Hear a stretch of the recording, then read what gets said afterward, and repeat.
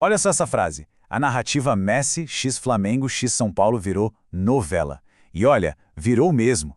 A gente está falando da rivalidade mais quente da LFE, de uma transferência que sinceramente abalou tudo, e de uma final que parecia coisa de cinema.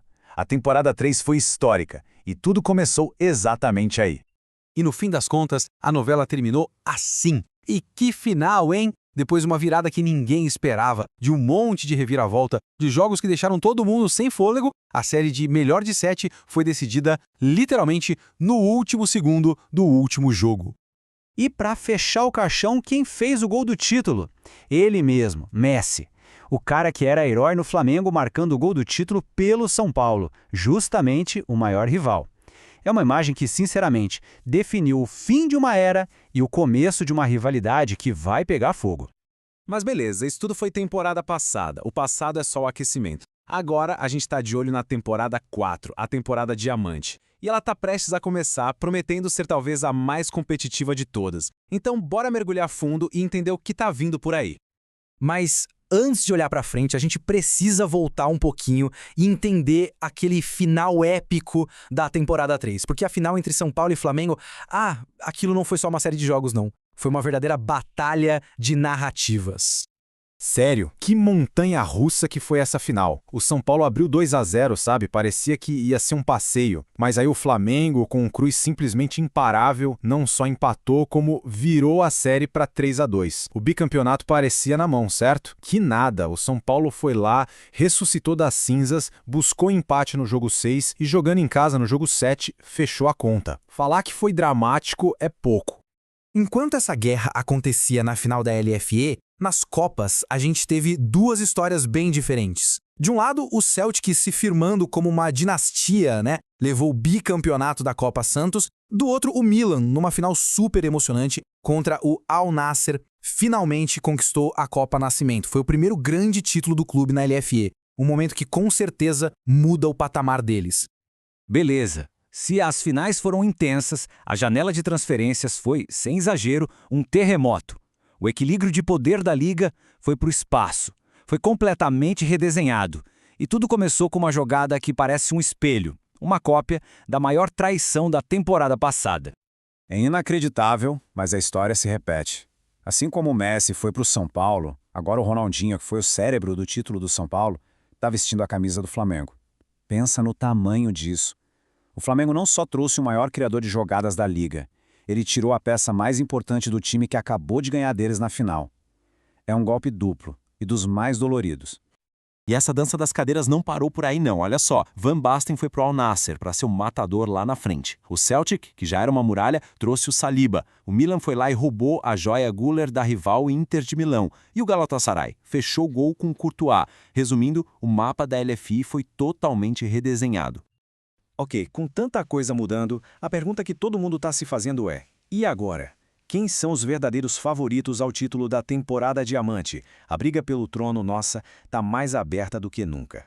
A nossa análise aqui aponta para, pelo menos, 6 times num primeiro escalão. 6 times no topo da cadeia alimentar. A gente tem o Galatasaray, que virou uma fortaleza com o Courtois, o Al Nassr, que agora tem um poder de fogo assustador com o Van Basten, o Flamengo, que vai ter o Ronaldinho para servir o Cruyff, o São Paulo, que ainda tem aquele trio mágico Messi, Neymar e Mbappé, o Milan, que vem com a moral lá em cima depois do título da Copa, e claro, o Celtic, que dominou as Copas e agora quer o prêmio maior. Sinceramente, qualquer um desses 6 pode levar o título. Certo. Então vamos entrar no campo de batalha. Começando pela Conferência Nascimento, porque, vamos combinar, a temporada 4 não é só uma competição, é uma guerra. E cada time montou o seu exército com uma filosofia de jogo muito, mas muito clara. Vamos começar com o Flamengo. É o time do Capello, a maestria do caos controlado. Que é isso? É uma defesa brutal, com Cech e Cannavaro, e lá na frente é pura magia. É o Ronaldinho e a genialidade do Cruyff. É aquele time que te destrói quando tem a bola. Mas tem um porém, né? A dependência no Ronaldinho é gigante. Se alguém conseguir anular ele, quem vai criar as jogadas? Aí no extremo oposto, a gente tem o Galatasaray do Fábregas. É o controle absoluto. Se o Flamengo é o caos, o Galatasaray é a ordem, é a paciência. O meio-campo deles com Casemiro, Makelele, Gerrard, é quase impossível passar por ali. É um time que foi montado para editar o ritmo do jogo, para cozinhar o adversário. E para fechar esse trio de titãs da conferência, tem o Al Nassr do Alegre. Esse é, sem dúvida, o time mais explosivo da liga.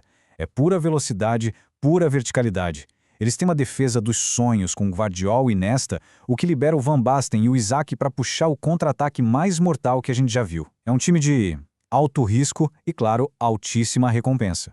Beleza. Agora vamos virar a chave para a Conferência Santos. Lá, a gente encontra a outra metade dos grandes desafiantes ao trono. E, claro, a gente começa com os atuais campeões. O São Paulo, o que falar do atual campeão? É basicamente uma seleção mundial. O elenco é um absurdo. Tem a magia do Messi e do Neymar, o poder de fogo do Mbappé e do Gyökeres e uma defesa que continua muito sólida. Tá, eles perderam o passe, a cadência do Ronaldinho. Mas com tanto talento individual junto, como é que se defende um time desses? É um pesadelo para qualquer um. Agora vamos falar do Celtic. Talvez seja o time mais subestimado dessa lista e justamente por isso um dos mais perigosos. A defesa é uma parede com Rudiger e Saliba, a criação é clássica, com a visão de jogo do Rui Costa e do Beckham. E lá na frente, a finalização é letal com Furlan e Torres. Sabe aquele time que cresce em jogo grande? É o Celtic. Ninguém em sã consciência quer pegar eles nos playoffs. Já o Milan, olha, é o time mais jovem, mais promissor, com o maior potencial de explosão de todos. É um meio-campo super moderno, com Camavinga, Barella, a criação está na mão de jovens iluminados como o Güler e o Palmer. E os gols? Os gols ficam por conta do Cristiano Ronaldo. É um time que vive de intensidade e de talento puro. E não vamos pensar que a briga vai ficar só entre esses 6 não. Times como Lyon, River, Inter de Milão, Al Hilal, Fluminense, Boca Juniors, todos eles têm elencos cheios de estrelas. Em um dia bom, qualquer um deles pode derrubar um gigante. A profundidade do campeonato nessa temporada 4 é uma coisa assustadora. Bom, a análise está feita. As peças estão todas no tabuleiro. A temporada Diamante está pronta para começar. E ela volta para o seu cenário mais clássico, mais tradicional e mais desafiador.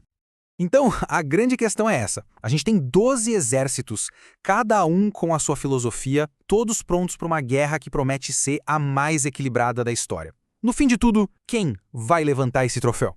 E a atmosfera está toda montada para isso. A neve voltou, o inverno rigoroso está de volta, com aqueles estádios cobertos de branco.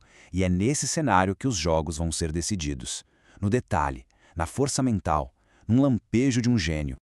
A conclusão que a gente chega é uma só. A LFE nunca esteve tão forte, tão cheia de estrelas e, principalmente, tão imprevisível. A temporada Diamante, bom, ela começa agora.